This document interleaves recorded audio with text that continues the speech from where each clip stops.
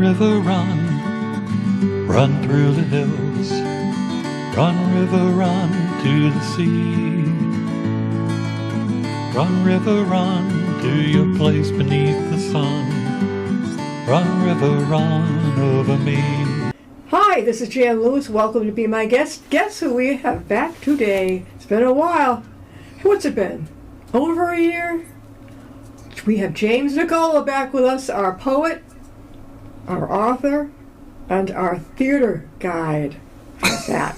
This guy, he and I could talk for hours. He's going to run the show today, okay? He's going to start off, and he's going to take you on a journey. Go for it. Well, great. I'm so happy to be here. Thanks for having me again, Jan, and hello to everybody out there. One of the things that I'm going to talk about today is my latest arrival, which is I was the featured poet. Now in French they call it l'apothéose, like apotheosis. They're just calling me featured poet in this because I thought that was a little too arch for Americans to be the apotheosis poet. But that's how they use the phrase, the featured writer for an issue of a journal. Yeah. Apotheosis. So, featured writer in this magazine, which is an international magazine and a polyglot. It's in several languages, called Revue Révolution, or Review Revolution.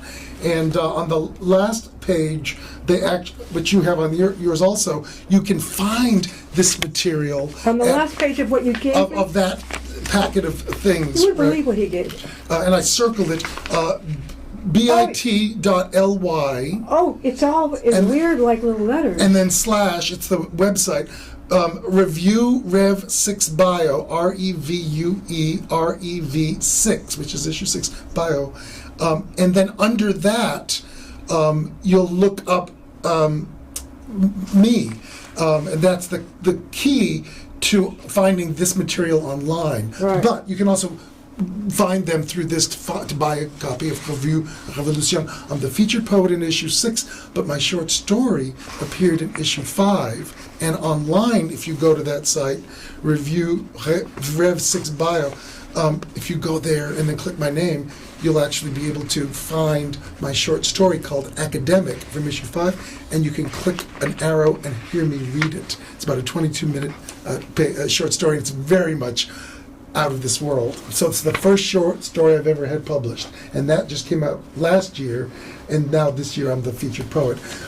This interview, and you can hear the interview that is the basis of this article, but what was interesting that I just thought I'd hit on briefly, and then perhaps share some other poems, two they put in here, but one of them I'll share, about some of the poetry that interfaces with this, as it were, sort of philosophy, and sort of not just philosophy, but philosophy that has certain spiritual overtones, I was just going to say, contemplation providing unequivocal truths. Right.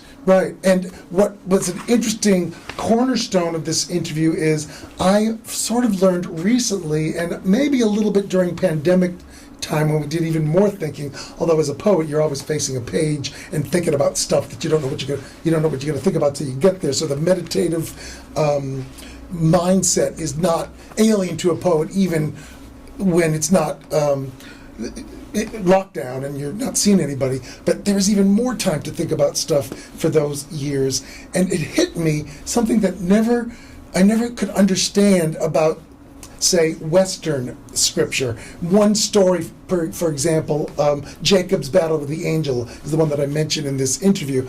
So what's Jacob? He's supposed to be one of the heroes of the Old Testament. What's he doing fighting the angel? Aren't they supposed to be on the same side? 40 years, I never got that until now, after 9/11, 20 years ago, some of the Muslim theologians mentioned that those radical Muslims that think jihad means a holy war with guns, where you kill people, and they said they got it wrong. It's the self-war. It's the battle in yourself. Now, I remember hearing that in 2001 or 2 or whatever, but all of a sudden I put that together with Jacob's story and realized, that's the battle with the angel. Perhaps. I didn't realize this for a fact that I know it, but it dawned on me, does that mean the better angel of our nature that Abraham Lincoln talks about? It's the angel inside you that's asking you to take the higher road, to be the good person when it's hard to be good, or the kind person when it's hard to be kind, or to help someone out when it might be dangerous. I thought, to take the angel's road. So So the angel, I just all of a sudden found value in that metaphor or in that story, Yeah. where it puzzled me for 40 years, 50 years even, since being a little kid growing up, Catholic for a few years and hearing some stuff in sermons for 6, 7, 8 years of being Catholic, but then also reading the Old Testament and the New, and what's that about? What's that about? What's that about? And what the interesting thing about this being an international journal, it's sort of treating the stories as mysterious as the Eastern texts of like the Tao Te Ching or Confucius or Zen Buddhism, where they don't tell you stuff that therefore you know it. They say things in this poetic or cryptic way that make you think for a lifetime. And so that sort of stuff, and we can go all overboard talking about several other traditions that interface. Is this something you wrote, The Process of Sleep? That is the poem I'm going to read. Yeah. That is now in this issue where I'm the feature poet. The editor Muriel Mobengo, who's a friend of mine, and we talk French. There's a picture of a woman lying here. That is just an illustration for the. By John William Waterhouse, one of the pre-Raphaelites. That's just chosen to be. What mystery that lends the dark a light? Yeah. Okay. Right. So I'll read. So this is called The Process of Sleep. Yeah. And it appears in Turns and Twists, this poetry collection, which you can get online from Cyberwit. But I gave Miss Mombengo and she's French, but her parents were from the Congo, so she's African and French. Although she's born and grew up in France, so she speaks French. We had a grand time speaking some French. My French is not great, but she said, "Très bien." I probably could talk with her pretty well in French. Yeah, and she's very kind. They're very nice. But sometimes I'm looking for the word. But you'll see me talk a little French. So this is a poem called "The Process of Sleep," and for those that know what I'm talking about, it's a sonnet. I went to bed with a problem last night, which had been waggling at my brain all day. I can only come up with 2 half-right solutions. Neither one went all the way. But I was worn and weary, so I slept, during which time one part of me kept working, or must have, though I did not dream except of waking this morning to coffee perking, and it is perking. That's one dream come true. And now this third solution's come to me. I test it, and it works the whole way through. Last night I could not, but today I see. What mystery that lends the dark a light, and mornings sometimes such a burst of sight. Isn't it true? Because sometimes you can go to bed and something can seem one way or the other. You wake up the next morning and it feels different.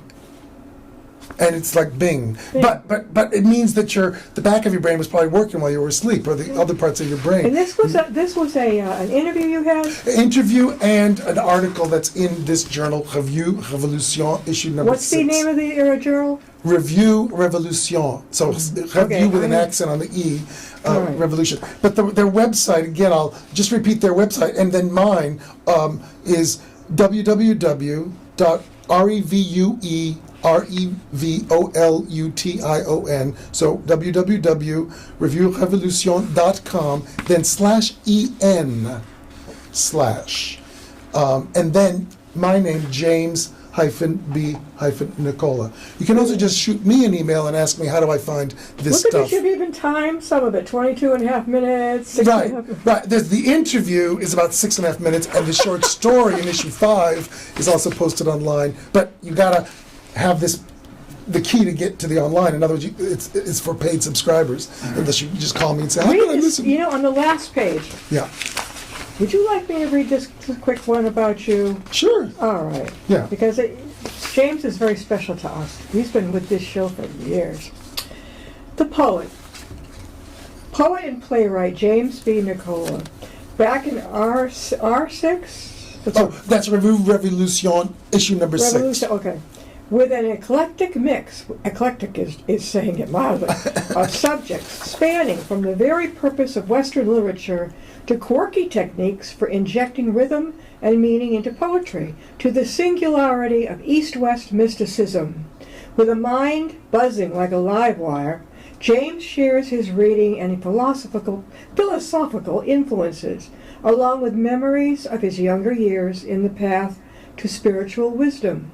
And just when you think it couldn't get any better, he treats us to entire passages of French poetry in French and drops not one, but two jaw-dropping poems on us like the ultimate poetry mic drop. Yep, it's that good. You got a really cute picture of him down here. He has got a ton of stuff behind. We want to run out of time. Oh, here. yeah. And if we don't get to the other poetry books, I know every one of my 8 poetry books we've had an episode on. So by looking it's okay. at, right. If I don't get to them, but I just, in case there's time. But the book that I wrote that slightly made me perhaps a little famous, before I met Jan, we never talked about here. And this is called Playing the Audience, the Practical Actor's Guide and you even mark to Live places for me Performance. to read. Right. Now, whether I read or you read, but You read it. I'll read them and you can follow along. And that's So your how can people company. get the book, Jane? Oh, it's available from Applause Books, which is a major publisher of theater books. Applause Books online, but you can find it from Amazon or any place like that too. You're a very fair price person. Oh yeah. Very fair. Well, this was published a while ago when it was $19. The price hasn't gone up. You can get a used copy online too, or you get a signed copy. Just contact me. And again, NicolaJamesB@juno.com. Just shoot me an email if you want a signed copy for a gift for somebody for Christmas, if you have a theater person in your family, etc. So the philosophy of playing the audience, again, there's certain paradoxes like Zen Buddhism interface of that spiritual mysticism that has to do not just with poetry, but how do we live our lives. But that same thing happens in the theater. One big paradox is in live theater, the audience is present and not present. Present for the actors, but not present for the characters. Necessarily. That is, with naturalism. Occasionally in a play, a character will talk to the audience and talk directly to them as the audience. That I know when happens. we go to Broadway, the type of person who would feel that person. Yeah. Yeah. So these are some of the ways of looking at the world of the theater, the world of the play, and the rehearsal period, and your relationship as an actor or director with the text, to create that intimacy with the audience, to make the audience feel like they're in the action. The action includes the hall of the audience, even if there's 2,000 seats, without letting the audience know how you're doing it. But the overall theme is really like in the first line on page Roman numeral 9, the introduction. The theater is a lot like humanity. It needs your help. Yes. Today we spend more and more time in cyberspace and less with other human beings. Instead of inviting friends over for an evening of cards, we play against the computer itself. Shopping centers the size of small towns have replaced the general store where we once gathered for gossip. The local switchboard operator whose first name we used to know has been rendered obsolete by computerized voices instructing us to press the pound sign. Our age is one of fast cars, fast food, fast information, and fasting from human interaction.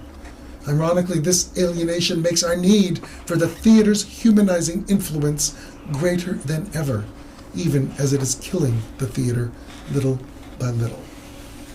So that's the beginning. You are so far away beyond. When I read James' things, I have to take it slow. Then I get it. My mother once told me, she was in acting on stage. She said that she was informed that if you cannot separate, as you're watching the show, if you can't separate the actor from the person, that actor is damn good, because you can't separate the two. They're like the same person. They become. Yeah. And for the all intents and purposes, I know Meryl Streep, when she did Sophie's Choice, stayed in accent. Al Pacino in The Godfather. Right, yeah, right. And so now the next one is just, again, at the end of the introduction, to give you a sense of why it's called Playing the Audience. you will see that a great deal of work is necessary to keep your playing from looking like work. Then you get the audience to do their work by making it like your own, as irresistible as play. So we're actually playing without letting the audience know we're playing. When did you write this, James? Well, it came out in 2002. I spent the 90s writing. It took many years to write because it was all my the philosophy, the techniques that I developed as a stage director in the early 90s. Right. Stage manager gave me notes of stuff I said in rehearsal, and then when I was guest faculty at the University of Montana, students 4 years later when I went back, or 3 years later, the students I had as freshmen had put things I said on the board for the students in the hall. They were still up 3 years later. And we are talking with James Nicola. And he is a poet, author, and obviously theater guy. James, how can they get a hold of you? Just shoot me an email at Nicola, Nicola, James B, JAMESB, that's all one word, at Juno, JUNO.com about any of these things. This book looks brand new. Yeah, well, I just got some new copies from the public, to give us beautiful. Christmas gifts and whatnot. Theatricality, complicity. Wow. Right.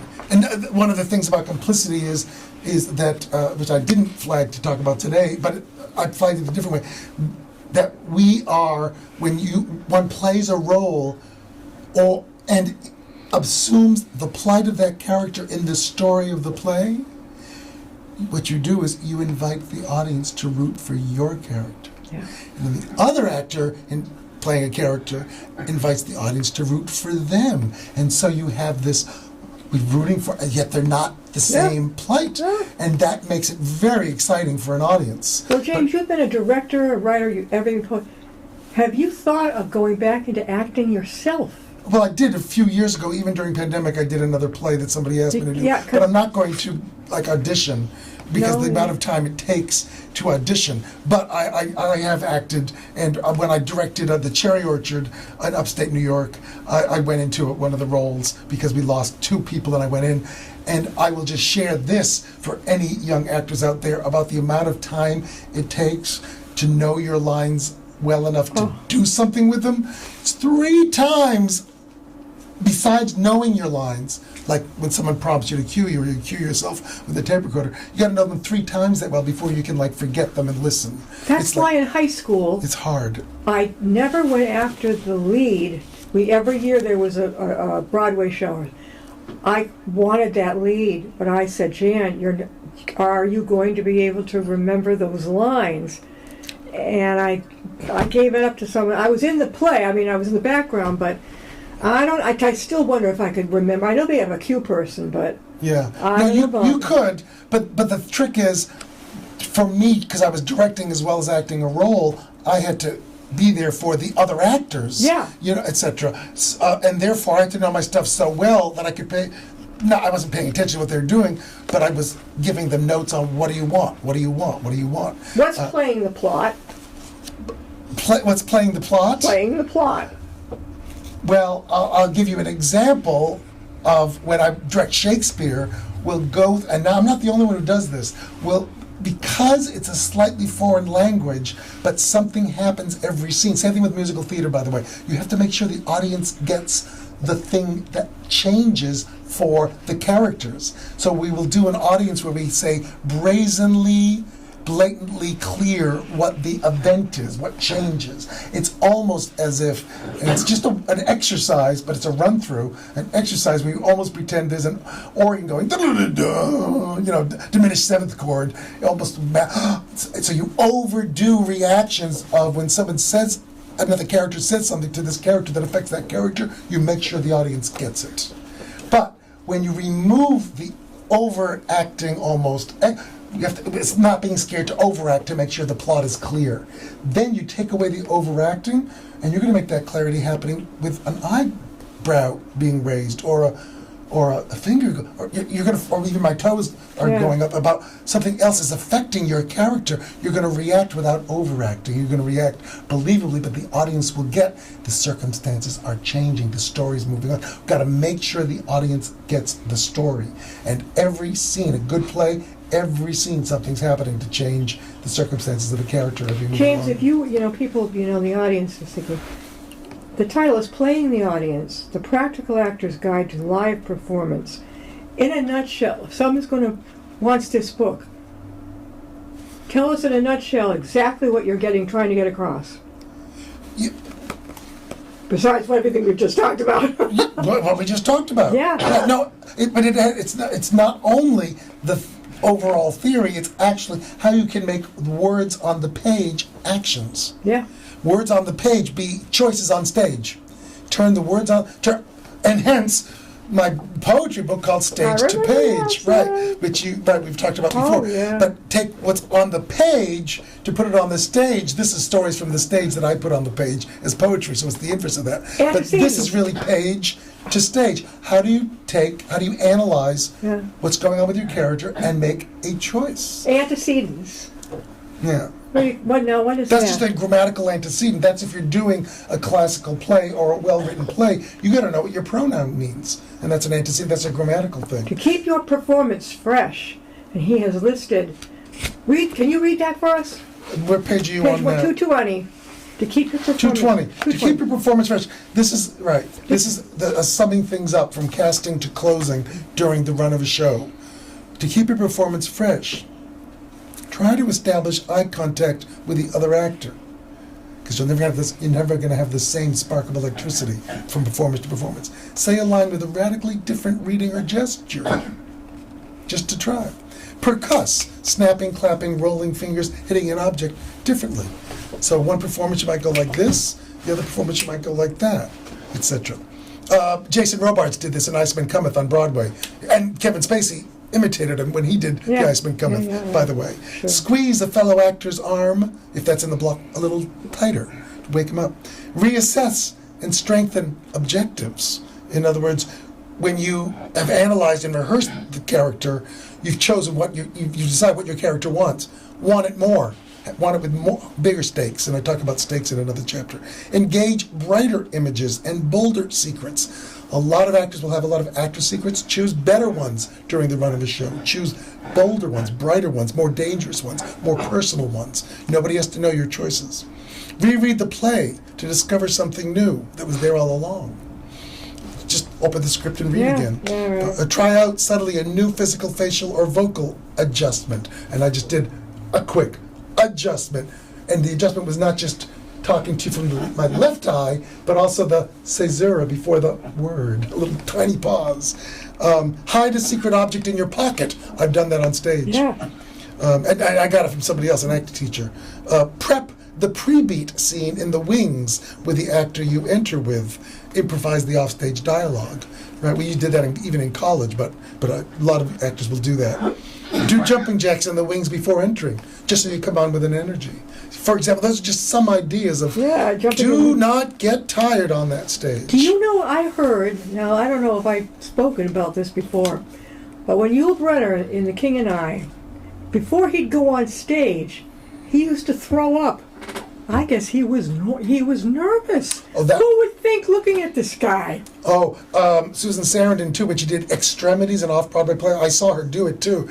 There was a years later-ish article in Playbill about stage fright and great actors she would be writhing, like curled up in fetal position in the dressing room. But that Extremities is a hard play. It's about a rape victim getting revenge. Etc. It's a really hard play. There was only 4 people, 3 female roommates, and the guy. I like this. Listen to your fellow actors and to the audience. Right. Oh, that's another little example. Audience laughs. Jean Stapleton's the best example for this in All in the Family. She's the best. Live audience laughs. You can't keep talking. No. They're going to miss the plot. They're going to miss the text. So anyway, that's other level. And then on that same page 221, just flip, you'll see where we end. To get the audience to laugh together, cry together, feel together, bonding think together, realize the truth together, hope together, change together. That is the charge of the theater. Together is the point. It is what makes the theater our last best hope. James, before we end, hold up all these books that you brought, Oh, just so people can. Right. So that's Turns and Twists, already mentioned. Stage-to-page poems from the theater. I remember that. One I didn't bring is Manhattan Plaza, my first one. That's I New York remember that poems. one. This is Wind in the Cave, still Yep. available. Out of Nothing, poems of art Yep. and artists. Fires of Heaven, poems of faith and sense. And my latest is Natural Tendencies, which are nature poems. Natural. Natural Tendencies. Right. Now that's a new one. That's the last one we talked about. But I'm not, anyway, so that's So they can just get out. that to say, again, how can they get a hold of these books? Each one is different publishers. Okay. Out of Nothing, you have to contact me. It's out of print, but I got 20 copies. So shoot me an email. And this, because it has a lot of pictures, art and architecture pictures, is a bit more expensive. Tell us again how they can get you. But you get me by shooting me an email at nicolajamesb@juno.com, juno.com. We'll have him on again. Don't worry about it. Now, what are you working on before we close? What's coming up next? Next coming up is a novel. A novel. Novel. A story. Story. About a person. About a person, about a whole bunch of people. Historical novel. You've And never written one. Right. My first novel, but I have several short stories out now, like 3. Oh, this will be great. When And will more this nonfiction. When will So it be done, James? it is done, and it has a nibble. And when I get the contract, Let us know. Right, We'll and get him on. Right. This will be a novel. Right. This from our poet, director, Right. author. Right. This will be fantastic. Yeah. When he's in the area and he's close to it, that's when we nail it. We can get him to come on the show. Yeah. Thanks for being with us again. Thank you so much, Jan. You're welcome. Appreciate it. Thank you so much. See you next time and be my guest.